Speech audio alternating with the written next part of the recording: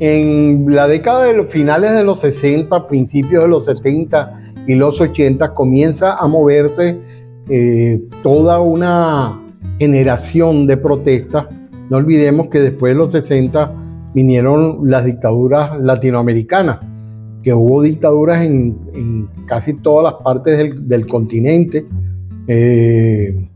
sí, o no en casi, en todas partes del continente hubo dictaduras militares, terribles dictaduras militares, sangrientas dictaduras militares, y a raíz de ello surgió toda una generación de ciudadanos rebeldes que protestaron contra el sistema, que protestaban contra la opresión, que protestaban contra la represión, contra el Estado que prohibía todas las cosas del mundo.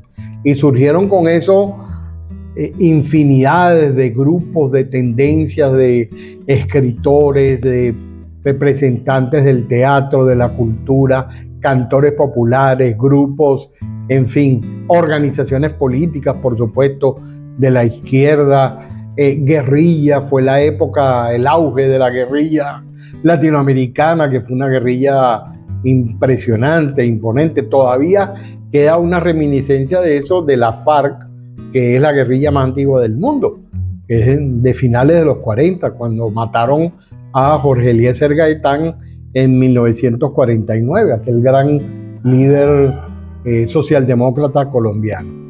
Esta generación de cantores dio una cantidad de cantantes impresionantes, de una generación realmente maravillosa.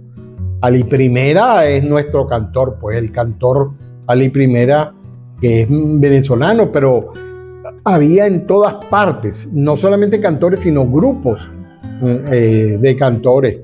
Quilapayún, Inti Illimani, habían grandes compositores, Atahualpa Yupanqui, Mercedes Sosa, Violeta Parra, los hijos Ángel e Isabel, el hermano, estaban los Parras, estaba Facundo Cabral en Argentina, bueno, había de todo. Facundo Cabral es uno de los más filósofos de todo. Todo era maravilloso. A mí todos me parecieron excelentes porque esa fue mi época.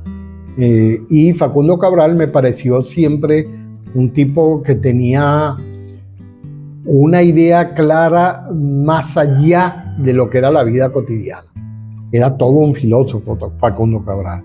Pobrecito mi patrón, piensa que el pobre soy yo, decía él en una canción, en una de sus canciones. Y realmente era así. Él era geminiano, nació el 22 de mayo de 1937 en La Plata, allá en una provincia argentina, y era un hombre de la miseria argentina, la Argentina muy pobre de esa época. Vivía con su madre, Sara, y 6 hermanos, y Sara era una mujer maravillosa también. Él era un gran admirador de Sara, y Facundo atravesó muchas vivencias terriblemente desagradables, experiencias de vida muy, muy complejas, muy difíciles. Le tocó comer de la basura, le tocó buscar, limpiar zapatos, en fin. No crezcas, mi niño, no crezcas jamás, los malos al mundo le hacen mucho mal. Decía también, y se refería un poco a esa tragedia que él vivió. También llegó al robo, también llegó a ser un muchacho sacaletón que robaba cosas para sobrevivir. Eso lo llevó a la cárcel, lo llevó primero a la cárcel de menores, después lo llevó a la cárcel. Finalmente salió y se encontró quizás consigo mismo, quizás con la vida, y él dice que se encontró con Dios. Y Dios le dio como ese camino que lo convirtió en todo un trovador. Y entonces andaba con su guitarra exponiendo su vida, su mundo filosófico, su forma de interpretar las cosas, su forma de entender las cosas, su forma de concebir las cosas. Y eso le dio un prestigio pero tan impresionante que, bueno, terminó viajando por todo el mundo, conociendo a grandes personalidades, a la Madre Teresa de Calcuta, conoció a grandes actores, el Indio Fernández, conoció presidentes, él cuenta mucho una anécdota de su madre, Sara, que era un personaje. Sara era todo un personaje, que una vez le tocó conocer al presidente de la República y el presidente le dijo: Sara, ¿qué puedo hacer por usted? Y Sara le dijo: con que no me joda es suficiente.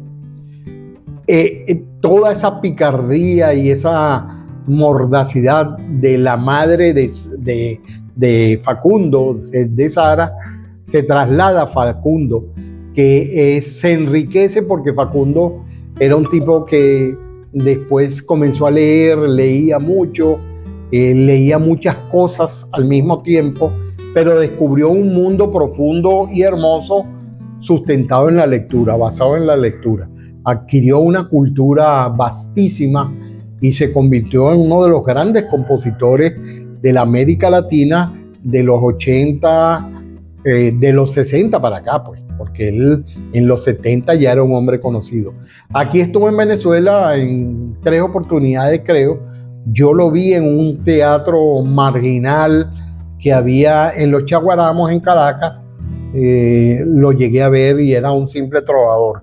Después lo vi en el Pedagógico de Caracas, en el auditorium del Pedagógico de Caracas, y también lo vi en el Aula Magna en la Universidad Central. Era un tipo maravilloso, que por un infortunio, porque realmente es difícil entender por qué le ocurrió lo que le ocurrió, pero fue asesinado por una equivocación. Hasta ahora lo que se sabe es eso, que fue asesinado por una equivocación.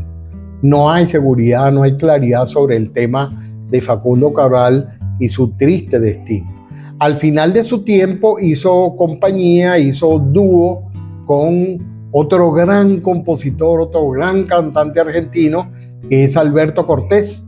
Y Alberto Cortés hizo cosas maravillosas, autor de una canción que le encanta al amiguito, al hijo mío, Alejandro José, que se llama El Abuelo, la canción del abuelo, que popularizó en Venezuela Mirla Castellano. Y el abuelo un día, cuando era muy joven, allá en su Galicia, es una canción de Alberto Cortés, pero creo que una de las canciones más fascinantes que yo he escuchado de Cortés, realmente no es una, son dos. Una es Callejero, que él describe perfectamente la vida de un perro a través de esa canción, y Qué Maravilla, que es otra canción excelente. Alberto Cortés hizo migas con Facundo Cabral y al final hicieron una serie de presentaciones maravillosas juntos, y unos años después Alberto Cortés muere en España. El destino de Facundo Cabral fue terrible, complejo y, bueno, cosas que nunca podremos explicar de ninguna otra manera. Pero sí podemos seguir disfrutando, sobre todo las nuevas generaciones, disfrutando de ese maravilloso intérprete, compositor, guitarrista y con una voz fascinante que era Facundo Cabral.